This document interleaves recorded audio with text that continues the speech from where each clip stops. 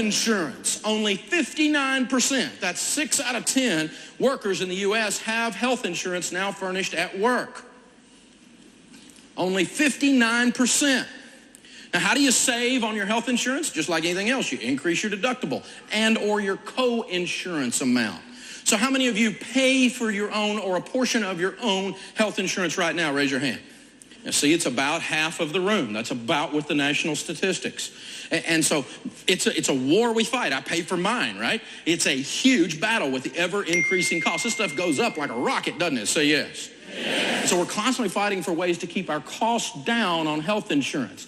Now, one of the ways to do that is to raise your deductible. And so hardly any of us that pay for our own carry a $250 deductible, do we?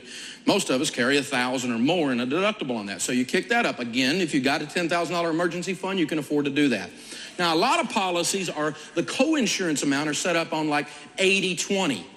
So after the deductible, the insurance company pays 80% and we pay 20%. Now, you can change that co-insurance amount so you take on a little more risk, they take on a little less. In insurance, anytime you take on more risk and they take on less risk, then what happens to your premiums? They go down because they're taking less risk, we're taking more risk. So if we went from an 80-20 where they pay 80% to a 70-30 where they're only paying 70% and we're paying 30%, they would be taking on less risk. So that'll get your premiums down just like lowering your deductible. That's a good idea.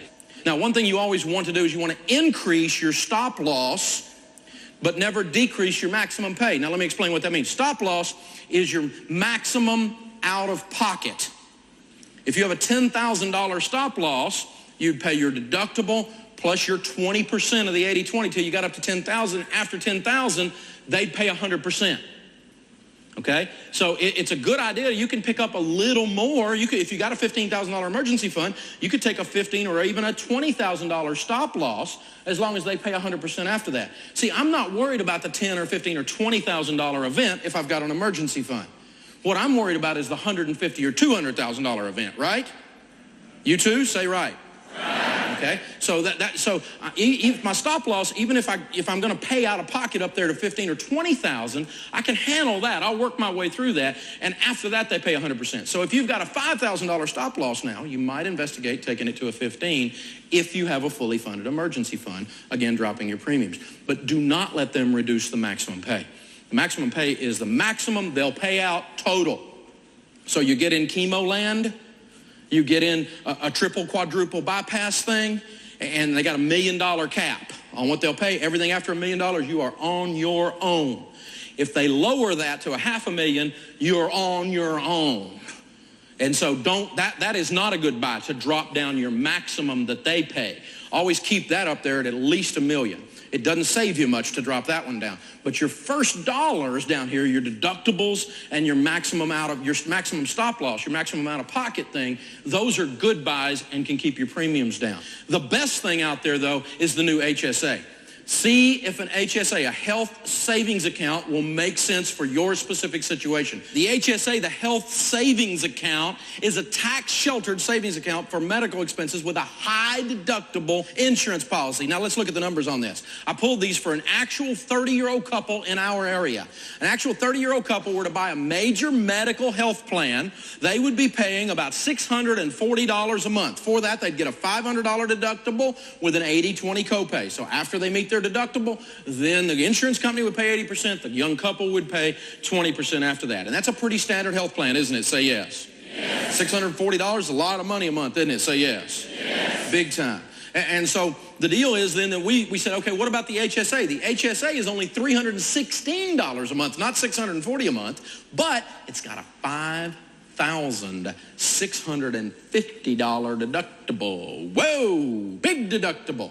So you're not trotting down to the doctor with that deductible unless you're just like really feeling like you're not going to make it. You don't want to wander in there and not really have a clue. I mean, doc, I'm just kind of feeling bad. No, you're really sick before you go like this, okay?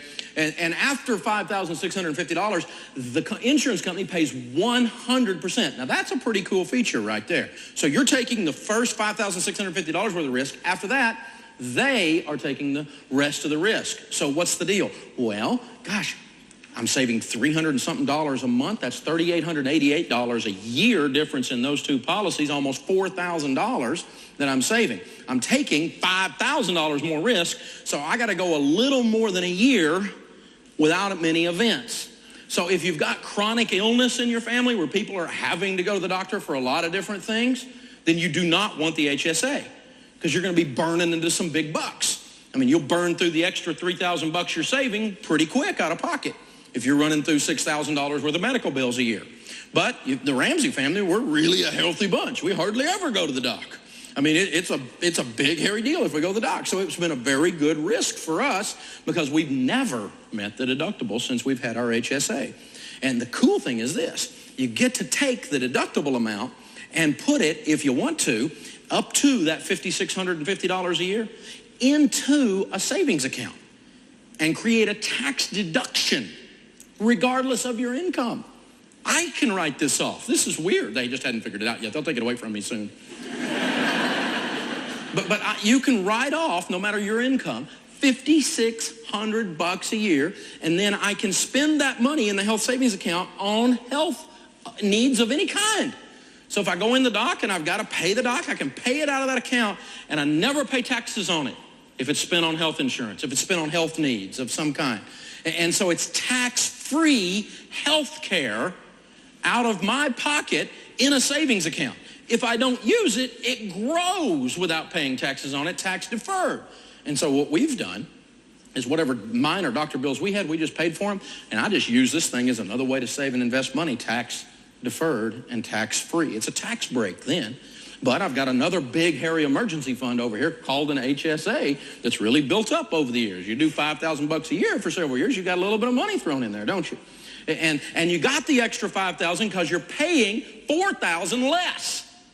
And if you just took the money you were spending already, you can almost fund the thing every year with just what you would have spent. If you were going to spend $640 and on the HSA, you keep spending $640. So here's the way to think about this. Again, if your family is fairly healthy, this makes a lot of sense because with Plan 1 there, with the PPO, you send the company $640 a month, thousands and thousands of dollars a year.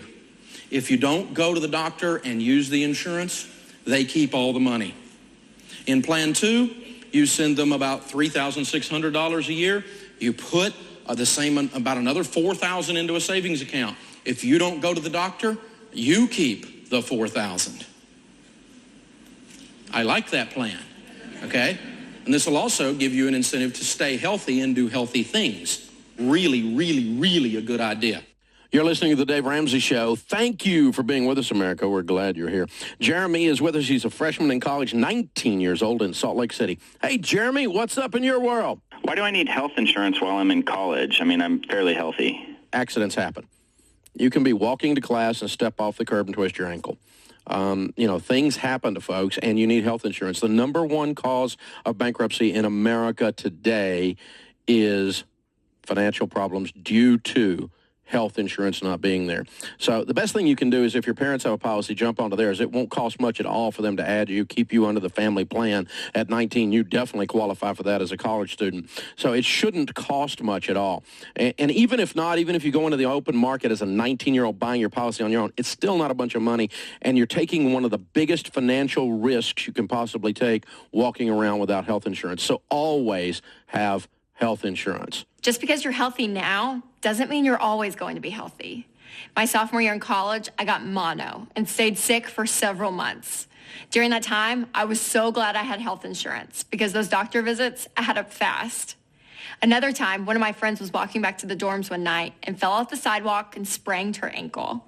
We had to take her to the emergency room. It was a really big deal.